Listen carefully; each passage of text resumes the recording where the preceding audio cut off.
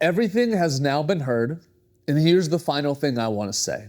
Have respect for God and obey his commandments. This is what he expects of all human beings. Ecclesiastes 12:13. My favorite kind of restaurants are places that give free samples. If you go to an ice cream shop with me, you better put on your patience hat because I am trying every single sample possible. If you shop with me at Costco, you better be ready for several hours of trying free samples. I love trying things, but I am nothing compared to the writer of our scripture today. The author of our verse, his name is Solomon. He was the wisest person to ever live outside of Jesus.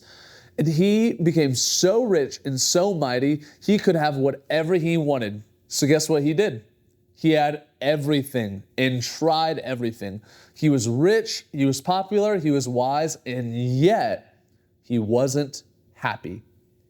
Ecclesiastes is a book written at the end of Solomon's life, and he's reflecting on everything he's done. All the friendships he's gained, all the money he's had, being king, all of it.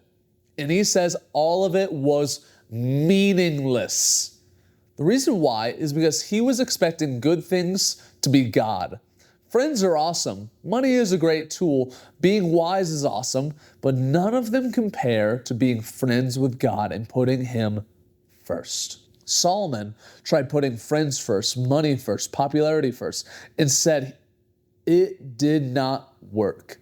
It did not lead to a good life. Solomon ends his book by saying, I've seen everything, and the best thing you can do is follow God. We were made for God. It is only in friendship with God that we can have the life God has created for us. Only in God can we find joy, hope, peace, and love. The greatest life we could ever live is following and obeying God. Now, the word obey may sound like the way Brussels sprouts taste to you. We don't like following the rules sometimes, but what Solomon discovered is God's rules aren't making our lives worse. God's rules are the way we have the greatest life on earth. God's rules are good for us, and we can honor God and follow him and find life and life to the fullest. We don't triumph in life when we do our own thing. We triumph by following God. Jesus obeyed God perfectly and showed us that is what we were made for. We weren't made for stuff and things. We were made for God. Jesus perfectly followed God and obeyed him.